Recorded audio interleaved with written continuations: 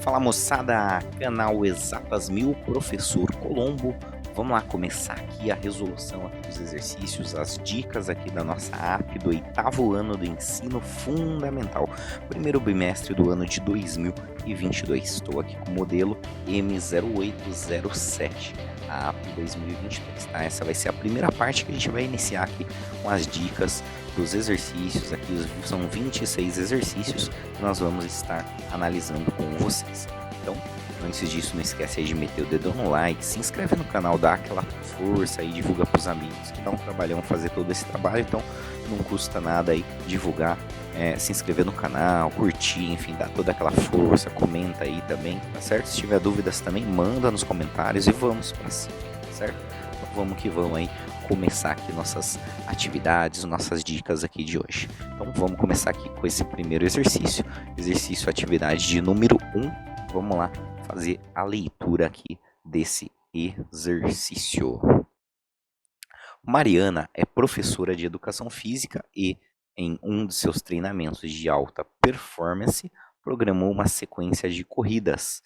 Ela deve correr 7 dias. Então, ela deve correr aqui, ó, por 7 dias exatamente. E a cada dia precisa percorrer uma distância igual ao dobro da distância que correu no dia anterior. Tá? No primeiro dia desse treinamento, Mariana deve correr quantos? 200 metros. Então, a distância em metros que Mariana deve correr no último dia desse treinamento corresponde a... Então, vamos lá. Mariana vai correr quantos dias? 7 dias. Então, a gente vai ter aqui, ó, o primeiro dia e assim sucessivamente, né? O segundo dia, o terceiro, o quarto, o quinto, o sexto, e ela quer saber aqui no 7º dia quanto que ela vai ter percorrido. No primeiro dia ela corre 200 metros, tá certo? E aí o que ele fala aqui? Ele fala, ó, que ela vai correr sempre o dobro da distância que ela corre no dia anterior. Então aqui no segundo dia ela vai correr 2 vezes o 200, certo? No terceiro dia ela vai percorrer o quê? 2 vezes esse cara aqui, ó. 2 vezes 2 vezes 200. Então, 2 vezes 2 dá 2 ao quadrado vezes o 200, certo? E assim sucessivamente. No quarto dia, perdão, ela vai correr o quê? 2 vezes o que fez o anterior. 2 vezes os 2 ao quadrado, que vai dar 2 ao cubo vezes 200. Então, percebe que sempre vai ser o quê? 2 elevado a um número vezes o 200, tá? Sempre vai ser um número a menos. Então, se é no quarto dia, é 2 elevado ao cubo. Se é no terceiro dia, é 2 elevado ao quadrado. Se é no segundo dia, é 2 elevado a 1, tá? Então, o que vai acontecer no 7º dia? Obviamente, vai ser o quê? Vai ser 2, sempre é 1 a menos aqui no expoente, né? Então, vai ser 2 elevado à sexta vezes o 200, tá? A única coisa aqui que nas respostas aparece invertido, né? Vai estar 200, né? Vezes o 2 à sexta, tudo bem? Então, é um exercício aqui que exige apenas esse cuidado, né? Sempre vai estar multiplicando por 2. Não adianta você fazer a conta. Se você fizer a conta aqui, não vai aparecer nas respostas. Tem que sempre manter no 2. E sempre vai multiplicando por 2. É sempre o dobro, né? Pega o anterior, multiplica por 2. Então, vai sempre aumentando 1 no expoente, tá? Sempre vai ficando 2 a 1, 2 ao quadrado, 2 à terceira, até chegar no 2 à sexta vezes o nosso 200, certo? Então, é isso, atividade de número 1. Então, vamos lá para a atividade de número 2, fazer a análise do exercício. Em uma aula de desenho geométrico, o professor desenhou uma reta R, então a reta R está aqui, e traçou outra reta S perpendicular à reta R. Após essa construção, o professor traçou uma semi-reta T na intersecção das retas R e S. Observe abaixo o desenho feito por esse professor. Qual que é a medida do ângulo beta? Então a pergunta é essa, qual que é a medida do ângulo beta originado pelo desenho desse professor? Então vamos pensar o seguinte. Olha para mim aqui, ó. Então, falou que R e S são retas aqui, ó, perpendiculares, ó. A reta R e S são perpendiculares. O que significa isso? Significa que elas possuem aqui um ângulo de 90 graus entre elas. Então aqui, ó, esse total aqui, ó, entre R e S, estou colocando em azul, a gente sabe que vale quanto? Vale 90 graus, tudo bem? Se nós observarmos no desenho, essa semi-reta T aqui vai cortar esse ângulo em duas partes iguais. Então ele é bissetriz, ó. Esse cara aqui é o que a gente chama de bissetriz, porque está dividindo exatamente o nosso ângulo ao meio. E tá até escrito aqui, ó, beta de um lado, beta do outro, né? Então tá igualzinho, ó, tem uma parte daqui que vai ser igual a essa. Então é a mesma coisa que pegar esse 90 graus, que é tudo em azul, e dividir por 2. Então se nós fizermos 90 dividido por 2, nós chegaremos ali em 45 graus para cada ladinho ali, ó, para o beta. Então, para um lado de beta vai ter 45 graus, para o outro beta 45 graus também. Então, resposta do exercício aqui, a gente tem que o beta ali foi dividido pela bissetriz, então nós encontramos o valor de 45 graus. Bom, vamos lá então, questão aqui de número 3, atividade de número 3. Nós temos aqui um exercício que vai exigir aqui a habilidade aqui relacionada à parte dos temas aqui de porcentagem, pessoal. Então a gente vai precisar aqui fazer um cálculo aqui de porcentagem, certo? Então vamos lá, vamos fazer a leitura aqui do exercício. Miguel quer comprar um carro no valor de R$ 22.500, que para pagamento à vista tem 9% de desconto. Então, informação mega importante aqui. Nós teremos aqui, se ocorrer o pagamento à vista, um desconto de 9%. Qual é o valor em reais que Miguel deverá pagar por esse carro se efetuar o pagamento à vista? Então, ele quer saber qual é o valor que o Miguel vai pagar nesse carro. Claro, se ele pagar à vista. Então, vamos entender. Se ele fizer esse pagamento à vista, ele vai ter um desconto de 9%. Então, maravilha, ele não vai pagar esses 22.500, ele vai ter um desconto de 9%. O que nós podemos fazer? Nós podemos calcular quanto é 9% de 22.500, certo? E subtrair desses 22.500 aqui, porque como é desconto, tem que subtrair, tem que diminuir desse valor, certo? Então essa é a ideia. Então podemos trabalhar aqui, ó, fazer o quê? Quanto que é 9% de 22.500 reais? 22.500 reais, certo? Então, basta calcular qual que seria essa porcentagem. Lembrando que 9% em fração é o mesmo que 9 centésimos, ou seja, 9 dividido por 100, certo? Então, basta fazer 9 centésimos vezes o valor que nós queremos aqui, R$ 22.500 reais, certo? Bom, olha só. Eu tenho 9 vezes 22.500, tudo isso dividido por 100, tudo bem? Eu posso fazer a divisão primeiro com uma multiplicação, tanto faz. Então vamos pensar o seguinte, se eu fizer 22.500 dividido por 100, olha só o que vai acontecer, nós eliminaremos esses dois zeros, ó, a gente vai ter 225, certo? Então vai ficar aqui para a gente 9 vezes 225, tá? Eu optei em fazer 22.500 dividido por 100, que sobrou aqui, ó, 225. Então, basta fazer essa continha. Quanto é 9 vezes o 225? Quanto que dá essa conta? Vamos lá. 9 vezes 5 dá 45. Então, o 5 fica e sobe o 4, tá? 9 vezes 2 dá 18. 18 com 4 dá 22. Então, vai subir o 2. 9 vezes 2 dá 18. Com mais 2 vai dar 20. Ou seja, R$ 2.025. Então, esse aqui vai ser o valor do nosso desconto. Então, maravilha, nosso desconto, então, é de 2.025 reais. Essa é a resposta do exercício? Não, você vai ter que calcular agora. O que você vai precisar calcular? Qual que vai ser o valor que ele vai pagar? Ele pagaria R$ 22.500. Com um desconto de 2.025, basta eu subtrair, né? Fazer 22.500 reais menos esse 2.025. Então basta fazer essa subtração, tá certo? Então basta fazer essa continha aqui que vocês conseguem chegar então na resposta do exercício. Eu vou deixar para vocês essa missão aqui de fazer essa conta, né? Faz essa subtração que vocês conseguem chegar na resposta do exercício. Então um exercício que aplica aqui o conceito de porcentagem, que basta aqui você calcular aqui qual que vai ser esse desconto e subtrair do valor R$ 22.500. Vamos lá para a atividade de número 4, que exige um pouquinho de geometria.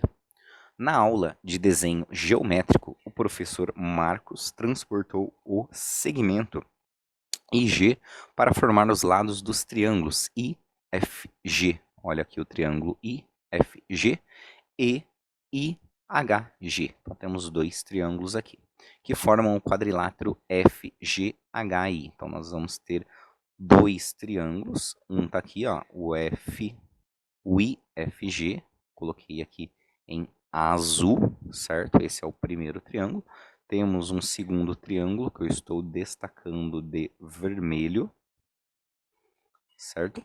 Quando nós juntarmos esses dois triângulos, nós teremos um quadrilátero, uma figura com 4 lados aqui, ó, que eu estou destacando aqui em verdinho.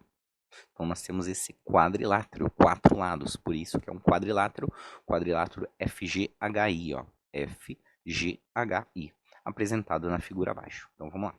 Em seguida, o professor Marcos pediu que seus estudantes analisassem as seguintes afirmações. FGHI é um quadrado, certo? Ele está afirmando, isso aqui é um quadrado, esse FGHI. Pensa aqui comigo, vamos relembrar. O que é um quadrado? Para ser um quadrado, nós temos o seguinte. Para ser quadrado, todos os seus lados têm que ser igual. Então, se aqui mede 2, aqui também mede 2, aqui também mede 2 e aqui também mede 2, para ser quadrado. Além disso, um quadrado tem que ter todos os ângulos aqui, ó, formados aqui, valendo 90 graus. Esse símbolo aqui, que é um quadrado com um pontinho no meio, é o nosso 90 graus. Então, tem que valer 90 graus os 4 ângulos desse nosso quadrado. Se nós observarmos aqui, ó, visualmente a gente já consegue verificar que esse ângulo aqui, ó, que eu vou colocar em verdinho, olha só, esse ângulo em verdinho, é diferente, né? Olha, ele é bem maior aqui que esse ângulozinho aqui de cima, por exemplo, ó, olha só. Então, a gente, para ser quadrado, todos os ângulos têm que ser iguais, né? Tem que ser ângulos retos, ângulos de 90 graus. Por isso que a gente já, né? Já, nesse caso, a gente já elimina aqui esse item, né? Não poderia ser esse item correto, tá?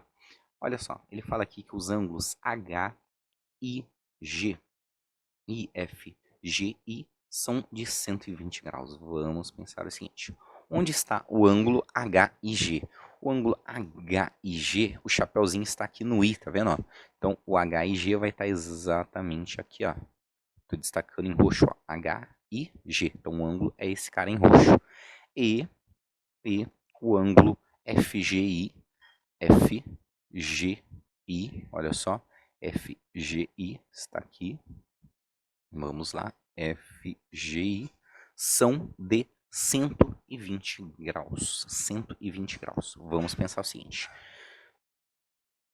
Esses dois ângulos aqui, ó, esse ângulo aqui e esse ângulo aqui, que é o oposto, eles obrigatoriamente têm que ser iguais, certo? Quando nós temos essa situação, esses ângulos eles têm que ser iguais. Maravilha. Para isso, nós teríamos o quê? A soma desses dois caras aqui teria que ser o quê? Se a gente parar para pensar, tem que ser menor que 180 graus, né? Porque tudo aqui, ó, tem que dar 180 graus. Um ângulo que a gente chama de ângulo raso, certo? Então, não pode dar mais de 180 graus. Beleza. Então, olha só. Vejamos então. Se a gente pensar aqui que esse cara aqui vale 120 graus, e esse cara aqui também vale 120 graus, nós teríamos algo, né, que não faria sentido, não dá, né, pra gente pensar que esse cara vale 120 e esse cara vale 120, tá certo? Não pode ser, não pode, não é viável, tá? Então a gente não pode considerar também essa alternativa como uma alternativa aqui viável, uma alternativa correta. Afinal, 120 graus é mais que o maior que esse ângulo reto, né? Então é aquele ângulo que a gente tem aqui, ó, que é o ângulo obtuso, tá? Seria um cara assim, ó, maior que um ângulo de 90 graus. E aqui a gente, né, não pode afirmar, né, que esse cara aqui tem mais de 90 graus, né? Porque, olha só, se a gente pensar assim, ó, o seguinte, aqui, ó, só daqui para cá, ó, tem 90 graus. Então, ele é menor que 90 graus. Não pode ser 120 graus. Então, anula aí. Essa alternativa também não pode estar correta, tá? Então, beleza. E aí a gente tem aqui, ó, Item 3. Apenas os ângulos opostos do quadrilátero FGHI são congruentes. Então, olha só, foi o que eu acabei de dizer. Sim, né? Olha só, esse cara aqui é oposto a esse, né? O oposto são esses que conseguem se enxergar aqui, tá vendo? Ó? Então, eles têm que ser iguais, né? É uma propriedade aqui desse quadrilátero aqui. A gente pode chamar de losango, tá? Aqui também, ó, nessa parte de cima, esse ângulozinho aqui é oposto a esse cara, tá? E esses caras, obrigatoriamente aqui, tem que ser iguais, congruentes. Ele usa essa palavrinha congruentes. Então, beleza, aqui, até aqui, ok, maravilha, né? Olha só, todos os ângulos internos do quadrilátero FGHI são congruentes? Não, né? Ó, esse cara aqui, ó, visualmente já dá para verificar que é diferente desse aqui. Então, a gente não pode confirmar, tá? Se eles fossem realmente todos congruentes, nós teríamos esse caso aqui, que seria um caso do quadrado, tá certo? Então aí já não daria certo. Então, única alternativa correta aqui é essa daqui, né? Alternativa 3, tá bom? Então, assinalamos aqui a alternativa correta e partimos aí para o nosso próximo exercício. Atividade de número 5. Vamos lá para a atividade de número 5. Vem comigo para a leitura. Clara joga futebol feminino no clube do seu bairro. Ao chegar no clube para o treino, ela observou que havia 2 camisas, 5 shorts e 2 pares de meias disponíveis para utilizar nesse treino. Ela deve treinar usando uma camisa, um short e um par de meias. Quantos conjuntos distintos Clara pode montar com as peças disponíveis para participar desse torneio? Então, é o seguinte, nós temos ali 2 camisas, certo? 5 shorts e 2 pares de meia. Maravilha. Nós vamos pegar aqui, imagina só, temos aqui uma camisa laranja, uma camisa que eu vou chamar camisa 1, com uma camisa 2, certo? Camisa 2. Nós temos 5 shorts, então vou ter 5 tipos de shorts. Shorts 1, 2, 3, 4, 5 e 2 meias, tá? Quais são as combinações possíveis, basicamente? Ele quer saber, né? Eu posso pegar essa camisa 1 com shorts 1, com a meia 1 e assim fazer todas essas combinações, tá certo? Para isso a gente pode utilizar aqui um princípio que a gente chama de princípio multiplicativo, certo? Princípio multiplicativo para descobrir direto aqui qual que vai ser essa quantidade de combinações possíveis. Princípio multiplicativo. Então basta a gente pegar aqui e multiplicar. Multiplicar aqui. Pego o 2, vou multiplicar pelo 5, vou multiplicar pelo 2 também, tudo bem?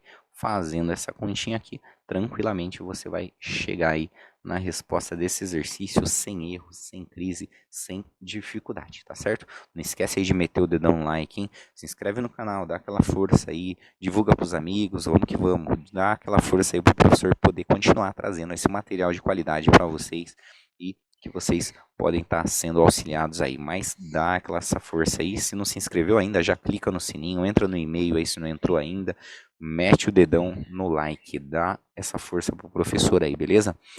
Vamos lá para o próximo exercício, atividade aqui de número 6. Observe o número apresentado no quadro abaixo. Qual que é esse número aqui? Vou até destacar para vocês. Temos a raiz cúbica de 23 elevado à quinta potência. Vamos lá ver como resolver esse exercício, tá? Esse número pode ser representado em forma de potência por. Então, ele quer que transforma essa forma de representação para a forma de potência. Forma de potência. Como que nós fazemos essa transformação? Vamos lá, pensa comigo. Se eu tiver um número aqui, A, tá? Um número A elevado a M, tá? Nós temos aqui um nzinho, certo? Como que nós fazemos essa transformação? Nós vamos manter o número A, que está aqui dentro, tá? O M, o que está dentro aqui, ó, vai ficar em cima, tá certo? E o que está fora vai para baixo aqui, ó. Então, o que está na chuva não vai se molhar mais, ó. Vai vir para baixo, dividindo. Então, aquele N que está lá fora vai ficar dividindo. Nós teremos aqui no expoente uma divisão, tá? Uma divisão aqui do cara que está dentro, dividido pelo cara que está fora, certo? Então é importante vocês saberem aqui essa propriedadezinha. Ah, professor, não entendi nada com esse monte de letra. Vamos entender na prática com o número aqui, ó. Se eu tiver o 2, olha só, raiz aqui de 2, o 3 aqui e o 1 aqui, certo? Como que a gente vai fazer para tirar essa raiz, deixar em forma de potência? A gente vai colocar o 2, que é o número aqui grandão, o expoente 1 que está dentro vai ficar em cima, e o cara que está lá fora aqui, ó, vai para onde? Vai para baixo, vai lá para baixo dividindo. A gente vai pegar o cara que está lá fora, que nesse caso é o 3, e vai dividir lá em cima no expoente, no númerozinho pequenininho. Então fica 2 elevado a 1/3 nesse exemplo. Se você usar exatamente esse exemplo, você consegue matar e resolver esse exercício, porque a gente mantém esse 23, o que está dentro fica em cima, né? O que está dentro, quem que é esse cara aqui, né? O que está dentro fica em cima, lá no expoente, e o que está fora fica embaixo, tá? Então, coloca lá, quase que eu já dei a resposta aqui para vocês, certo? Então, basicamente, sem crise, sem erro, né? Vai ficar o que está dentro aqui em cima, o que está fora embaixo, lá no expoente, lá em cima, né? Nos númerozinhos pequenininhos, né? Então, é só olhar aqui nas respostas e verificar qual vai ser a resolução, né? A resolução aqui desse nosso exercício, beleza? Vamos lá então para a atividade de número 7, uma atividade aí que envolve aqui os triângulos, né? Um pouquinho da nossa parte de triângulos. Então vamos lá entender aqui. Observe o triângulo FGH abaixo. Então nós temos aí um triângulo, certo? E aí a gente tem aqui uma reta U, que eu vou representar aqui para vocês onde está essa reta U. Ela está aqui, ó, cortando aqui o nosso triângulo, só coloquei aqui em destaque, tá? E ele está formando aqui um ângulo aqui de 90 graus, tá certo? Com esse segmentinho de baixo, tá? E a gente tem aqui, ó, nessa construção, a reta U indica o quê, tá? Então, olha só, vamos lá pensar o seguinte, a gente tem vários conceitos aqui, ó. Conceito de altura, conceito de bissetriz, conceito de mediana e conceito de mediatriz. Vamos lá. Primeiro conceito de altura, né? O conceito de altura, ele está relacionado com o seguinte, eu pego a altura aqui, ela tem que sair formando 90 graus e até o vértice oposto aqui. Então, olha só, essa aqui é uma altura aqui, ó. Essa aqui é uma representação de uma altura do segmento aqui, ó, referente ao segmento AB, tá? Ó, esse segmento de baixo. Ela sai aqui formando esse ângulo de 90 graus, né? Perpendicular, a gente chama, né? Perpendicular e vai até o vértice oposto. Isso aqui seria uma altura. Então, a representação da nossa altura, tudo bem? Porém, né, tem que partir aqui e ir até o vértice. Se observar aqui essa reta U, ela parte aqui formando 90 graus, mas não vai, né, até o vértice aqui em cima. O vértice seria esse cara H. Para ser a altura, teria que ser isso aqui, ó. Teria que pegar daqui, ó, do vértice e formar ali 90 graus na parte de baixo, ó. Então esse sim seria o conceito de altura. O desenho correto seria isso, tá? Beleza, o que seria a bissetriz? Bom, a bissetriz, olha que interessante. A bissetriz, se eu tenho um ângulo aqui, ó, eu tenho esse ângulo aqui. Para ser bissetriz, ela tem que cortar esse ângulo em duas partes iguais. Então imagina que esse nosso ângulo, ele meça aqui, ó, 30 graus, 30 graus. Se eu traçar uma bissetriz aqui, seria esse cara aqui, ó. Essa seria uma bissetriz desse ângulo. Essa bissetriz que eu coloquei em pretinho ali, vai dividir esse ângulo aqui em duas partes iguais, ou seja, 15 graus e 15 graus. Essa seria uma bissetriz, tem que partir do ângulo ali, ó, cortar o ângulo no meio, certo? Aqui a gente não está partindo do ângulo, não está cortando ângulo nenhum, né? Esse segmento, essa reta U aqui, nesse caso, né? Então, o conceito de bissetriz é esse aqui que eu acabei de explicar. Tudo bem? Bom, e a mediana? A nossa mediana, olha só que interessante. A mediana tem que partir exatamente do centro do nosso segmento. Então, imagina que eu tenho um segmento AB. Tá? Esse é o nosso segmento aqui, ó, de baixo, ó, AB. O centro dele, vamos pegar aqui exatamente, vamos dizer que a metadinha dele está aqui, ó. Essa é a nossa ponto médio, né? Ponto médio do segmento AB. Para ser mediana, tem que partir aqui desse ponto médio e ir até o vértice oposto, olha só. Então, a gente teria aqui, nesse caso, uma mediana. Esse cara aqui seria a nossa mediana, tudo bem? Ela tem que partir do ponto médio, olha só, ponto médio do nosso segmento que a gente está analisando e ir até o vértice oposto, tá? E a mediatriz, pessoal? A mediatriz é aquela que sai formando um ângulo aqui de 90 graus a partir desse nosso ponto aqui, olha só. Então a gente vai para cima aqui, ó, opa, formando aqui um ângulo de 90 graus. A mediana não obrigatoriamente tem que formar esse ângulo de 90, ela tem que vir aqui para o vértice oposto, ó, e ponto, né? Agora a mediatriz necessariamente tem que sair aqui, ó, e formar esse ângulo de 90 graus, ou seja, ela tem que ser perpendicular. Então, olha só, nossa reta U aqui representa exatamente esse conceito que eu acabei de apresentar aqui. Conceito, então, de mediatriz. Mediatriz. Então, é essa reta U do nosso exercício. Bom, vamos lá. Atividade de número 8 aqui com vocês. Vamos lá resolver aqui. Com o objetivo de comemorar o seu aniversário, Ana entrou em contato com um restaurante e reservou para ela e 3 amigos uma mesa com 4 lugares. De quantas maneiras distintas Ana e seus 3 amigos podem ocupar os 4 lugares da mesa? Vamos pensar o seguinte: nós temos 4 lugares nessa mesa, certo? Temos então o primeiro lugar, segundo lugar, terceiro lugar e o quarto lugar. Vamos analisar. No primeiro lugar, qualquer uma das 4 pessoas podem sentar aqui, certo? No segundo lugar, como uma pessoa já está sentada aqui, restam 3 opções, certo? Restam 3 opções de lugares aqui, né? Para essas pessoas estarem sentando. Tá ok? Para o terceiro lugar, restam 2 opções. E para o quarto lugar, resta uma opção. Tudo bem? Então, para a gente descobrir aqui, né, as maneiras distintas aí de se descobrir isso, basta aplicar o princípio multiplicativo. Então, se nós fizermos aqui essa multiplicação, a gente vai descobrir aqui a quantidade aí de maneiras distintas aí de ocupar esses 4 lugares, tá certo? Vamos lá para a atividade de número 9. Em uma fábrica, temos 18 máquinas iguais que funcionam juntas durante 12 horas por dia para a produção do lote diário de meias. Em um determinado dia, 2 dessas máquinas apresentaram defeito e a fabricação seguiu com as demais até finalizar toda a produção. Durante quantas horas essas máquinas funcionaram durante o dia? Então vamos lá, vamos analisar. Nós temos aqui 2 grandezas que merecem destaque, certo? O número de máquinas e o tempo de horas aí por dia para a produção desse lote, tudo bem? Então nós temos aqui o número de máquinas e tempo. Vamos primeiro analisar aqui essas grandezas. Vamos pensar assim: quanto mais máquinas eu tiver, o que vai acontecer com o tempo de produção? Vai tender a reduzir, certo? Concorda? Então quanto mais máquinas, menor o tempo. Então nós colocamos as setinhas aqui para indicar que essas grandezas são inversamente proporcionais.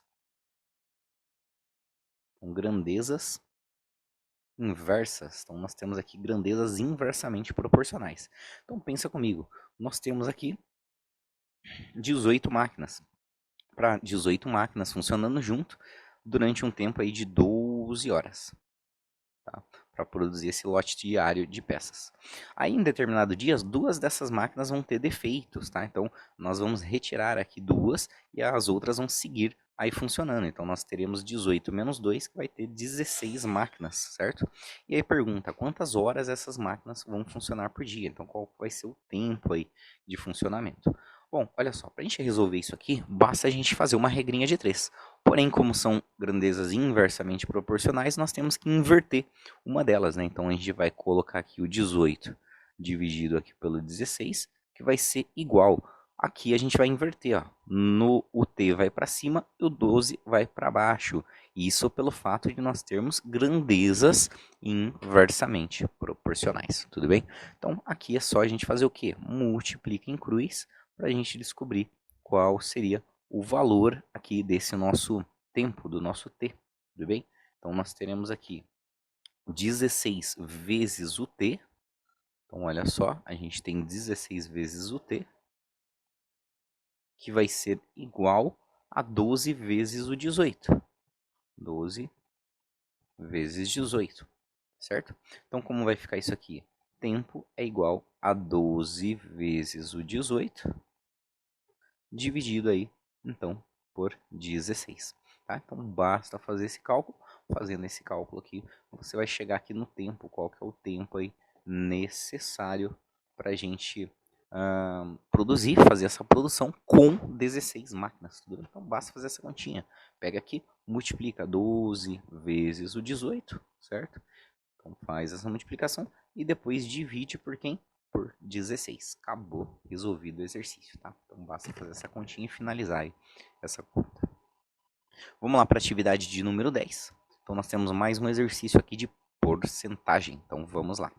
Para realizar uma viagem de 5 dias, Júlia reservou R$ 620 para as despesas. Então, ela reservou aqui, ó, 620. No mês anterior a essa viagem, ela pesquisou os valores dos passeios que iria realizar e precisou o quê? Aumentar o valor inicialmente reservado em 14%.